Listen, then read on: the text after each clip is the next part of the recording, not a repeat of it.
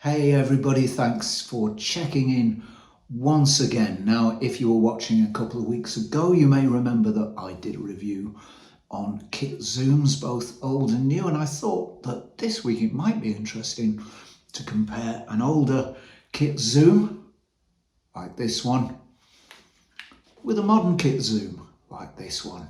So that's what we're going to do today. So the lenses that we've got on test this week are two comparable lenses. We've got the, let me just see what this one is. This is the Olympus Auto Zoom S Zuiko 35 to 70.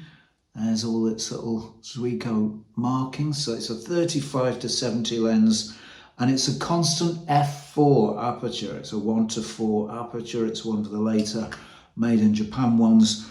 And this is a pretty nice representative of a vintage kit zoom. This is a lens that will give you a fairly nice image. There were some older kit zooms that were flipping awful, and there were some that were absolutely fantastic. This is quite a nice one, and the lens that we're pitting it against is this one. This came with my Sony A7 when I bought it in 2015, all those years ago now. This is quite an old camera now. This is the Sony FE 3.5 to 5.6, 28 to 70. So they're comparable lenses. Now then, when I shot this lens, I didn't use the 28 setting. So I did 3 shots with each lens in a number of different locations, one at 35, one at 50, and one at 70. So you'll be able to see the results in a moment. But at least the lenses are comparable. This is not a fancy lens. This was the kit zoom that came with the Sony A7 when it was first introduced. It was kind of thought to be not a terribly good lens. I don't find that to be the case. I think it's quite a nice lens actually, but see what you think. And the more important thing is, how does it compare to this one? All right, so to do this test, I used the same camera, the Sony A7, full frame Sony A7, and as far as I could, the same settings, certainly the same camera settings, and as far as I could, the same lens settings. At the long end, this lens goes down to 5.6, whereas at the long end, this lens goes down to f4, but I shot them both fully open. The results were really quite surprising, actually. Not so much in terms of formal elements like sharpness and contrast and colour, although there are differences, particularly in contrast and colour, but really in the overall feel of the images. The feel is totally different. It's kind of like, you know, the difference between watching, I don't know, a digitally shot, bang up to the minute modern movie with loads of CGI sequences and lots of 8K with a movie shot on 35mm. You know, it's that kind of difference in look that we're talking about. It really is quite a big difference, and it really is quite surprising, and it does very nicely demonstrate the difference between the older vintage lenses and the more modern designs. All right, let's take a look at some actual images. I'm not going to go through them all and compare them all exact shot by exact shot, because I think that would be tiresome and a bit too mathematical for our purposes. But I don't know, let's have a look at this first shot here. I'm looking at them on the computer here, by the way. So let's have a look at this first shot here. And well, in terms of sharpness, honestly, I think the new lens is a little sharper, but I don't see very much difference in sharpness per se. It may be that I've missed the point of focus slightly in one or two of the vintage lens shots. You know, sometimes you can't always get the peak in at quite the exact point, so I might have missed the focus point in one or two, but I think generally you can see that you know, the images from the older lens are not less sharp than those from the newer ones at their sharpest. So I really don't see a great difference in sharpness there in any of the images, actually. Contrast, well, there is a difference in contrast, and we can see very clearly that the older lens is slightly less contrasty than the newer lens. And I do say that word slightly deliberately. I don't think it's a lot less contrasty. I don't think there's too much of a difference in contrast here. But there is a difference, and I think we have to say that the newer lens is slightly the more contrasty, although I don't think it's by much.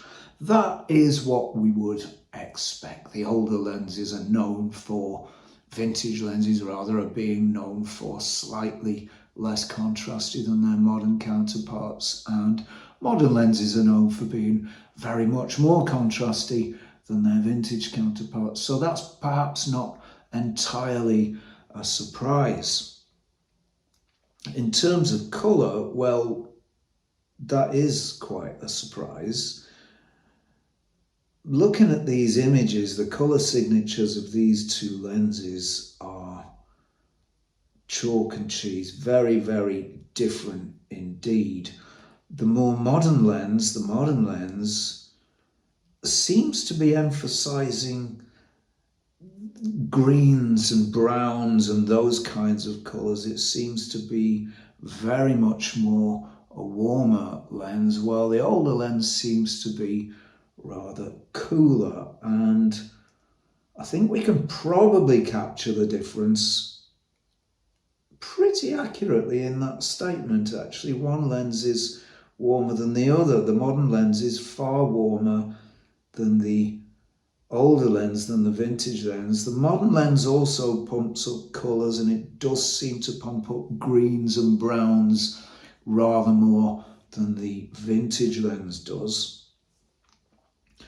We do see in the images from the vintage lens, however, some blue in the darker parts of the shot, and that is beautiful. That is something that I very much like, and in fact it's something that personally I prize the sensor in the Fujifilm X-T1 for. There's blue in the shadows, and that's a really beautiful thing, and that's reminiscent of older style photography and the older kinds of colours that used to come through on film and through these vintage lenses, and it is coming through here through this old Olympus kit zoom. We do have some more, quite a lot more, very much more chromatic aberration in the older lens. We've got a little bit of purple creeping round from the bright areas into the dark areas there, and that is chromatic aberration, and that is more common,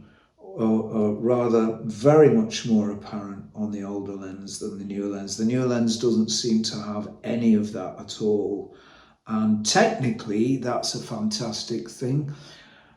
Aesthetically, I don't know, I'm not sure. Is a bit of chromatic aberration a bad thing? It certainly helps to give the vintage look. I don't think it's too bad a thing personally.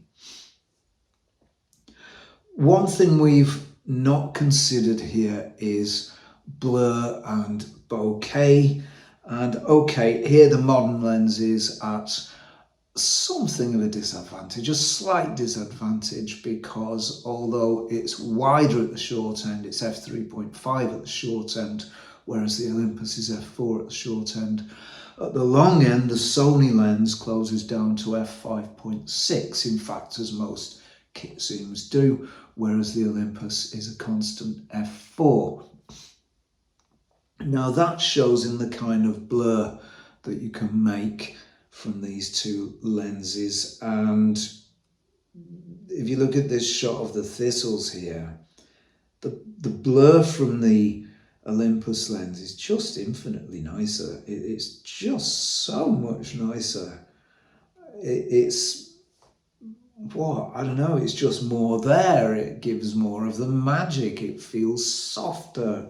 It feels more beautiful. Look at those circles from the point light sources. Well, it seems to be able to see them more than the older lens, than the newer lens can. The Sony lens doesn't seem to be able to see those point light sources as much. Okay, it's closed down a little more to f5.6, but it's just not picking them up, and generally they're not giving that beautiful, fantastic, magical backdrop that the Olympus lens gives us. The Sony lens just doesn't give us in this shot. Everything's nice and sharp, everything's accurately recorded, but the magic just isn't there in that shot. And it does give, the Olympus lens does give far, far nicer blur. And while we're on this shot, you can see where the blue is coming in this Olympus lens, and it just, to me, it just makes those colours more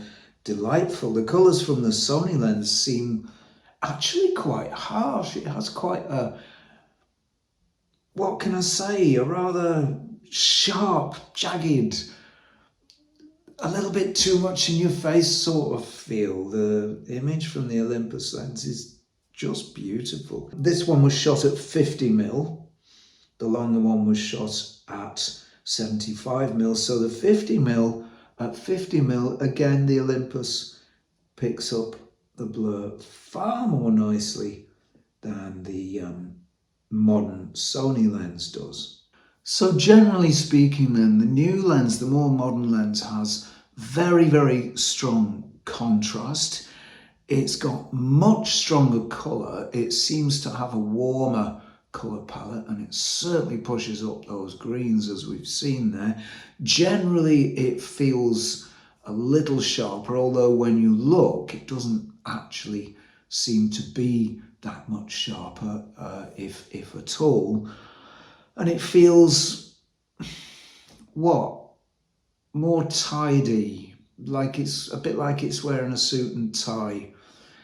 And it's the kind of suit and tie wearer who you really wouldn't want to ask the way to the post office from. It feels a bit sharp. It feels a little bit, I don't know, a bit irked, a bit irritable. Does that make sense? Whereas the older lens, there's less contrast. Yeah, sure, there is less contrast. It's got that softer feel. It feels more natural, I think. It doesn't feel as sort of electronically assisted. Does that make it feel more realistic? I don't really know, because all images are metaphors. I don't know. I'm going to stop short of that, and I'm going to say it probably feels more natural. It's got much nicer blur, and it seems more able to pick up those little bokeh balls, those little spheres, those little tiny balls you get from point light sources. It seems to be able to pick up and read them better than the Sony lens can. Maybe the Sony lens has, I don't know, loads and loads of modern anti-reflective coatings on it, or anti-something coatings on it, I don't know. But it just doesn't seem to read those little balls from point light sources as readily as the Olympus lens does. The old lens isn't always technically as nice, but I think it gives a more magical feel. It can pull the magic out of the bag, and generally speaking, that is the allure of vintage lenses. That's why we use vintage lenses, because they do have this element where they can just imbue a shot with a certain kind of magic that a modern lens just can't. They're less technically good sometimes. They're maybe not quite as sharp. They maybe don't have quite the strength of contrast, but they do tend to be able to produce ultimately more interesting images, and that is definitely the case.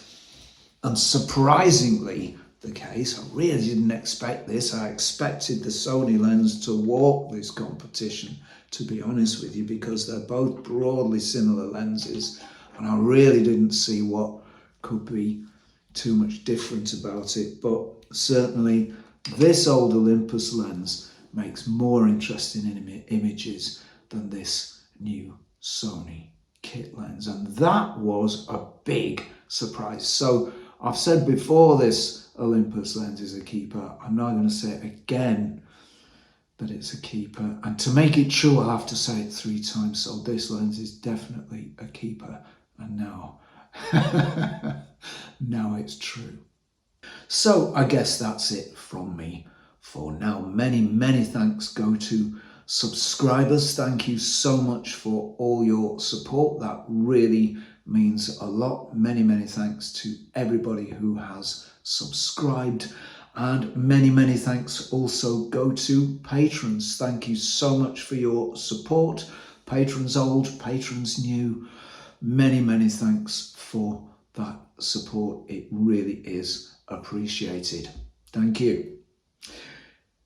And if you would like to support this channel yourself, if you think, yes, this old hippie's not doing too bad a job in keeping this old gear alive and bringing it to a new generation, well, then you can do that very easily over at www.patreon.com/Zenography, and you can do that for only $1 of your Earth dollars per month. So many thanks for watching. Please don't forget to do all those YouTubey type things like subscribe and ring the bell.